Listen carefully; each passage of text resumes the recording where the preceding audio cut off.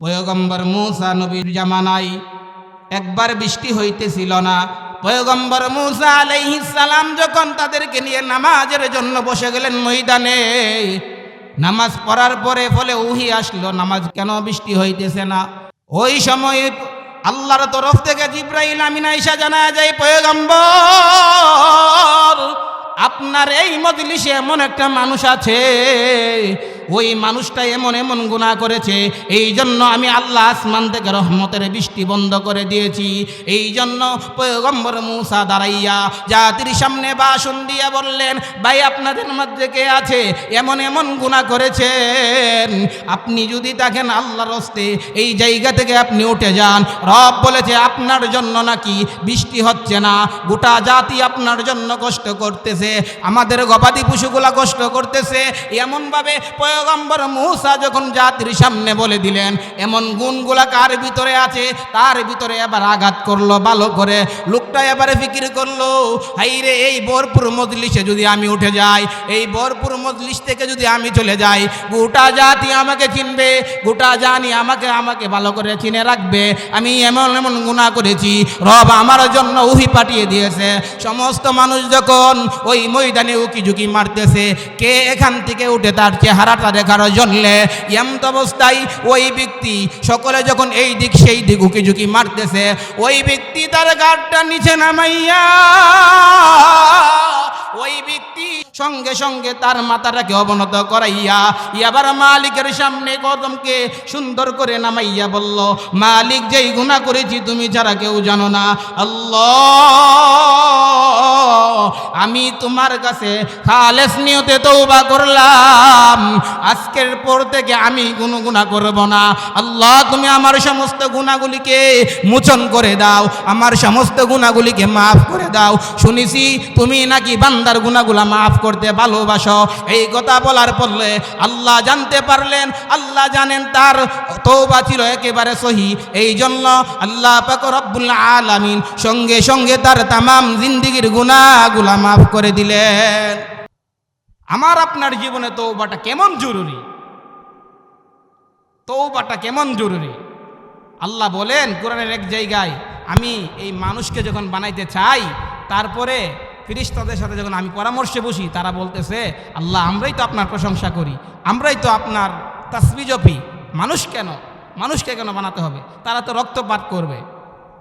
আল্লাহ বলেন, ক্বালা ইন্নী আ'লামু মা লা তা'লামুন, আল্লাহ বলে আমি যা জানি তোমরা তা জানো না। তারা উপস্থিতি বলতেছিলাম, রব আমাকে আপনাকে অত্যন্ত ভালোবেসে মায়া মহাব্বত করে আমাকে আপনাকে রব বানাইছেন। তাফসীরের কিতাবে আসছে, রব যখন ফেরেশতা যখন বুড়িটা বানাইয়া রবের সামনে পেশ করে, তারপর রব এই সুন্দর চেহারাটার মধ্যে এমনভাবে করে করতেছিলেন, কানগুলিকে এভাবে টানতেছিলেন, নাকগুলিকে এভাবে টানতেছেন, সুন্দর করে ফিনিশিং দিতেছেন রব তার পছন্দের বান্দাকে। আল্লাহ তাআলা বলেন, আমি হলাম খালেক, আমার মাখলুক যাকে আমি পছন্দ করে বানাইলাম, সুন্দর করে বানাইয়া মালিক বলেন, ফাতাবারাকাল্লাহু আহসানুল খালিকিন, আমি আল্লাহ কতই না সুন্দর করে বান্দা তারপরে বান্দা করে বানাইলাম তো বানাইলাম।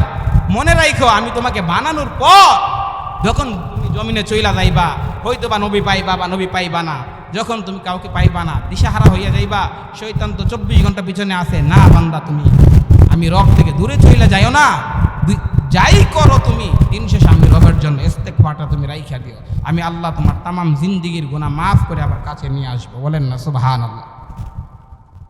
মুহতারাম হাজিরিন, বলতেছিলাম রব বলেন, বান্দা তুমি দূরে যাইও না, তোমাকে বড় পছন্দ করে আদর করে মায়া মোহাব্বত করে আমি রব তোমাকে বানাইলাম। বান্দা জমিনে যখন চলাফেরা করবা, নফসে আম্মারার ডোকাই পড়িয়া, বন্ধু বান্ধব ডোকাই পড়িয়া, মায়া মানুষের মোহাব্বত পড়িয়া তুমি যখন গুনাহ করে ফেলবা, তখন তুমি আমি মালিকের কাছ থেকে দূরে চইলা যাইও না।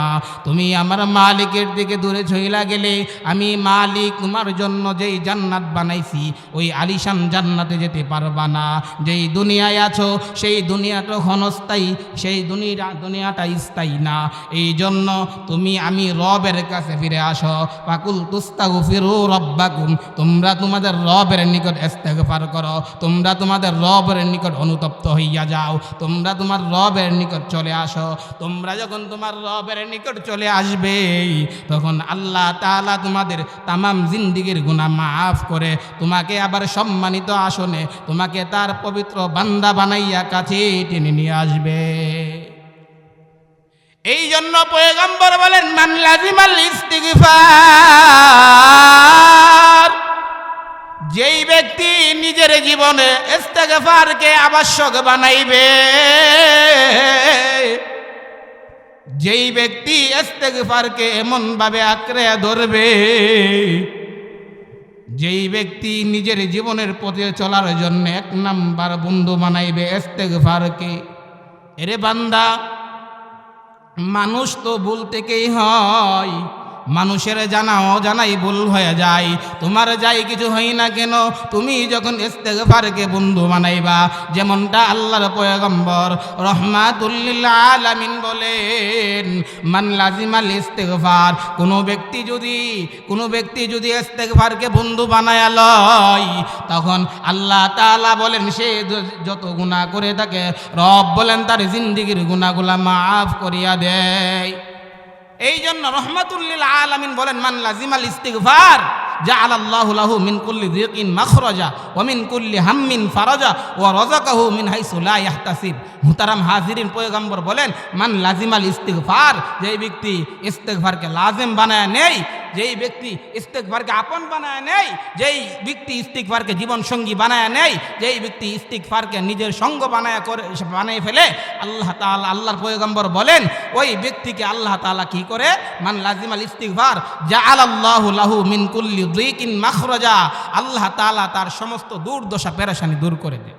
ওমিন কুল্লি হাম্মিন ফারাজা, আল্লাহ তাআলা তার চিন্তাগুলিও দূর করে দেয়। ওয়া রাযাকাহু মিন হাইসু লা ইয়াহতাসিব, আল্লাহর পয়গম্বর বলেন, মদিনার রহমাতুল লিল আলামিন বলেন, যেই ব্যক্তি ইস্তেগফারকে লাজিম বানায় নেই, বন্ধু বানায় নেই, আল্লাহ তাআলা ওয়া রাযাকাহু মিন হাইসু লা ইয়াহতাসিব, এমন জায়গা থেকে তার রিজিকের ব্যবস্থা করে সে কোনোদিন কল্পনাই করতে পারে না।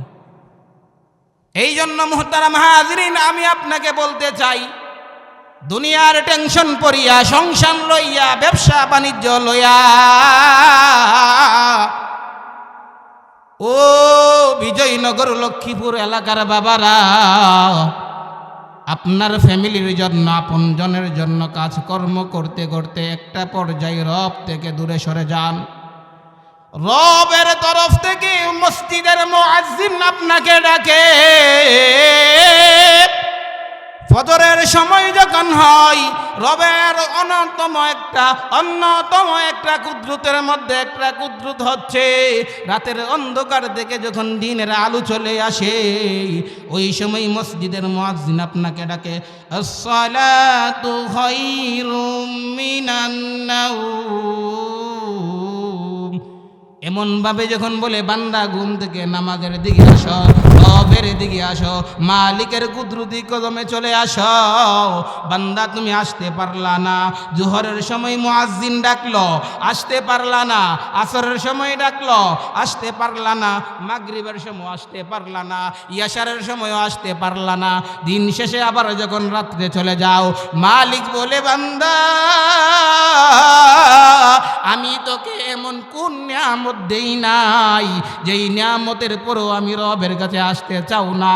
এমন করে করে তোমার জীবন থেকে যখন একদিন চলে যায়, 2 দিন চলে যায়, 1 সপ্তাহ চলে যায়, 1 মাস চলে যায়, 1 বৎসর চলে যায়, 2 বৎসর চলে যায়, এমন করে করে যখন ঘরে ঘরে তোমার আমার জীবন 60 বৎসরে উপনীত হয়, 50 বৎসরে উপনীত হয়, 30 বৎসরে উপনীত হয়, তখন যখন তুমি তোমার মালিককে তুমি একটা সেজদা দিতে ভুলে যাও, একটা কদম তুমি মালিকের সামনে অগ্রসর হতে ভুলে যাও, এমন সময় মালিক ডেকে, কুলিয়া ইবাদিয়াল্লাযীনা আসরাফু আলা আনফুসিহিম লা তাকনাতু মির রাহমাতিল্লাহ ইন্নাল্লাহা ইয়াগফিরুয যুনুবা জামিআ ইন্নাহু হুয়াল গফুরুর রহিম।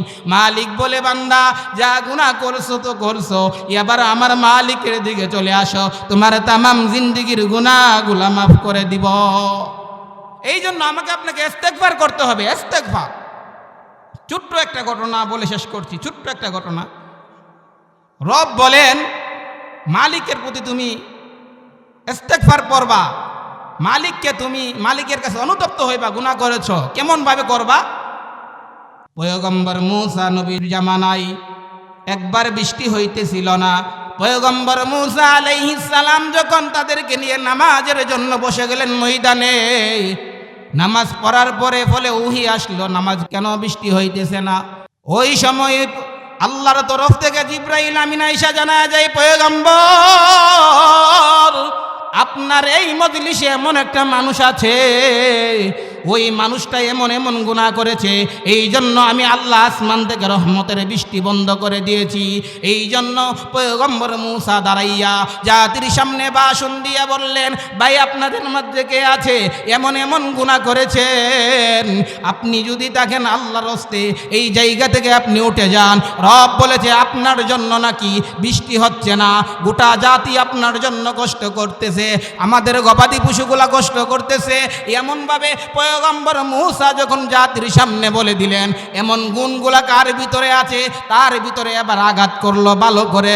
লোকটা এবারে ফিকির করলো, হাইরে এই ভরপুর মজলিসে যদি আমি উঠে যাই, এই ভরপুর মজলিস থেকে যদি আমি চলে যাই, গোটা জাতি আমাকে চিনবে, গোটা জানি আমাকে ভালো করে চিনে রাখবে। আমি এমন এমন গুনাহ করেছি, রব আমার জন্য ওহী পাঠিয়ে দিয়েছে। সমস্ত মানুষ যখন ওই ময়দানে উকি ঝুঁকি মারতেছে, কে এখান থেকে উঠে তার চেহারাটা দেখার জন্যে, এমত অবস্থায় ওই ব্যক্তি সকলে যখন এই দিক সেই দিক উকি ঝুঁকি মারতেছে, ওই ব্যক্তি তার গাড়টা নিচে নামাইয়া